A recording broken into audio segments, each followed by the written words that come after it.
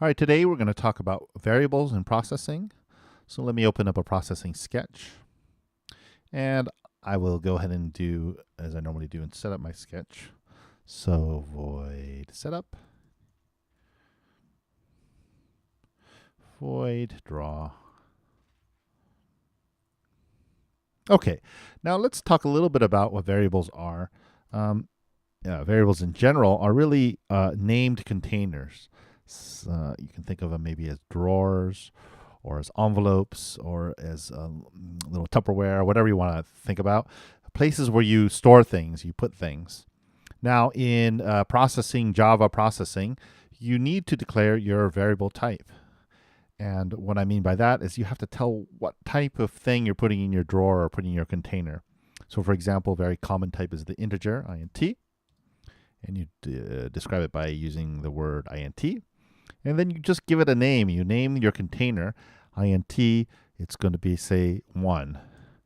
And 1, could equal the number 1. It could equal the number 6. It could equal any integer, even though I called it 1. But it could not. So let's say 5, and let's run that. It runs fine. But it cannot equal another data type. So for example, floating point number, which has a decimal. If I try to run that, it says cannot convert from float to integer. Okay, or for example, string. Again, it throws an error. Okay, so when you declare your variable as an integer, it must be an integer. And so, by the way, integers are whole numbers without decimals. I'm sure you figured that out now. 1, 2, 3, 4, 5, etc. And very common types in our data types are floats. So float, whatever. Float f. Something like that. Strings.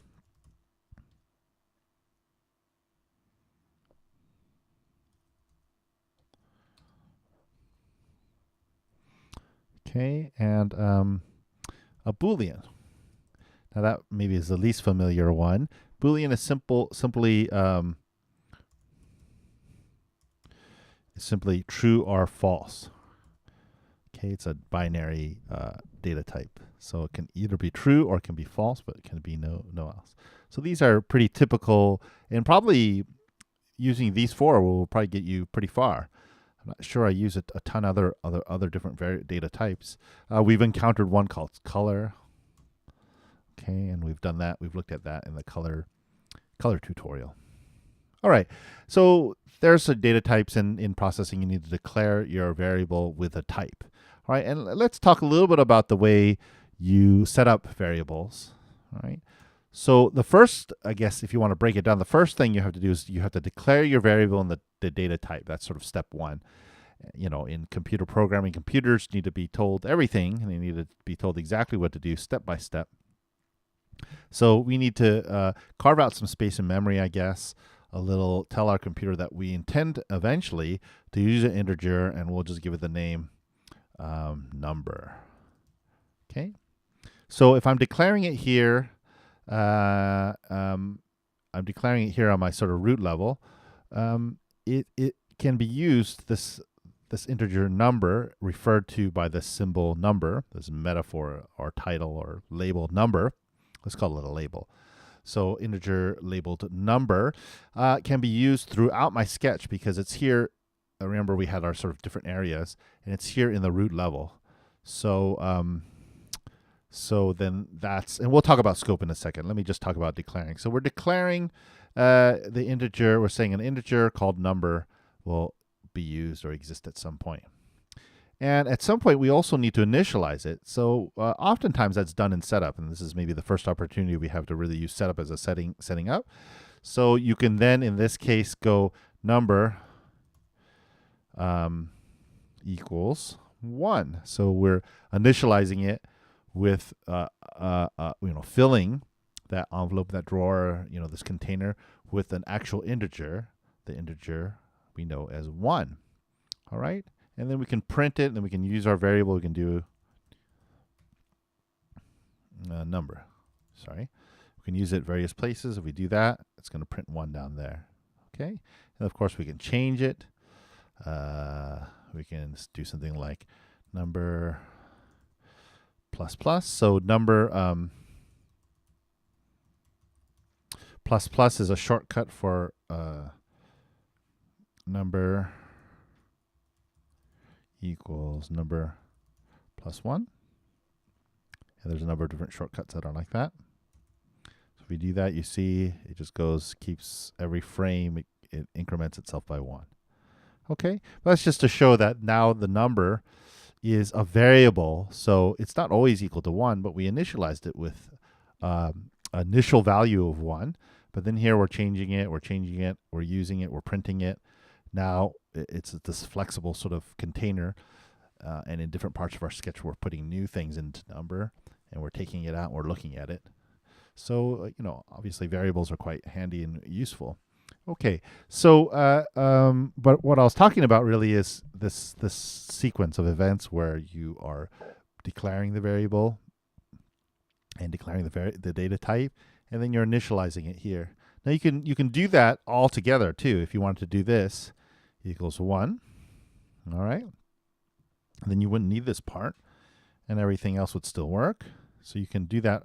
As you're sort of declaring it, you can initialize it with an initial value if you want.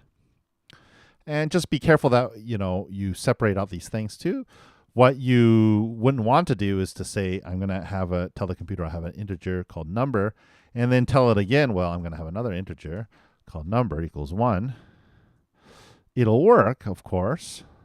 But in fact, what you're doing is you're initializing this integer number, and then you're sort of just erasing it and saying, here in setup, I'm going to make a new integer called number. So for example, if you said that equals 2, this one will just sort of erase it altogether. Okay. Or if you just sort of do integer number like that, you just completely got rid of it, and then it throws a error, say this local variable number may not have been initialized. Okay. So a lot of times for simple things like that, you can just do everything all at once up here. For other things, or if you want, it's kind of a 6 of one, half dozen of the other, and some cases are more applicable than others. But then you can declare up there globally, and then just initialize down here. Okay. Now I think this is maybe a good time to discuss, as I mentioned before, scope. So anything declared here on root level. So even if I just do it here, I can say float my float here or in here, just anywhere outside of these sort of curly brackets. Okay, all these ones, no matter where I declare, and let's say I have all kinds of loads of code and stuff like that, but just as long as it's still sort of on my root level, still on this sort of background root, not in any of these curly brackets, these will all be seen as global variables. That means I can be using these throughout my sketch. In here, if I put curlies within curlies within curlies, there are loads of if-then statements and the for loops within that, I would still be able to, anywhere in that, see these global variables. Now, however, for example, if I declare it within a scope, and this is where scope comes in. So if I run that, I haven't really initialized any of these things, but basically they exist, all right? It didn't throw any errors. But basically, if I want to, say, in a scope here, within the scope, declare and initialize a variable, say float it equals 2.22222, okay? And then I try to use it, say, in draw. It will say, I can't find it because I've declared it here within setup in this scope, and it's only applicable within the scope of the setup, within these curly brackets. Now, if I move that, then in this case here, then if it's fine. It can't, well, let's get rid of this because you can't see it really. So it can print the it, okay? But it can't be used anywhere else except within setup. So sometimes it's good to have variables that are only sort of limited to a local scope, and sometimes it's good to have a global variables as well. And as we move on, you'll see when to do what. Okay, and so we have our different variable types. We have our different sort of areas to declare the scope. And you saw some examples of sort of manipulating variables. I think basically the general idea is that you're giving something a name, and it just makes it convenient to sort of reuse. So for example, integer number doesn't always have to be 1 or 2 or 3. It could be any number, any integer I want it to be. And it can change dynamically, except it'll always be referred to as number. So oftentimes in drawing, we will do things like int x and y. Oh yeah, and then there's another thing, width and height. You can declare, if you're just setting up variables, just declaring them, you can just declare them all in a row here like this with the commas and then a semicolon, and then you just need to initialize them down here.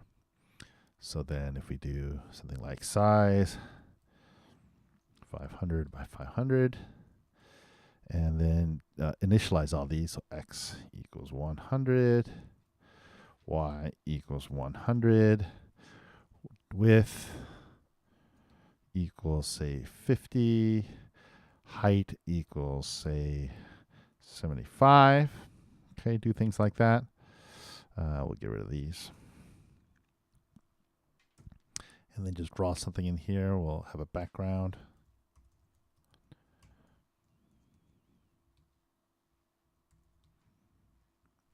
And make a shape.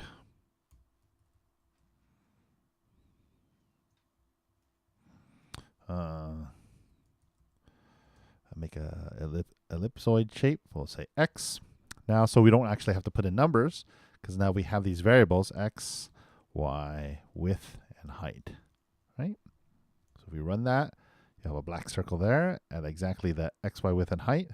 But then we can manipulate that. For example, we can say something like a mouse pressed. Create another function here. Okay, and we can change that variable. For example, let's change x.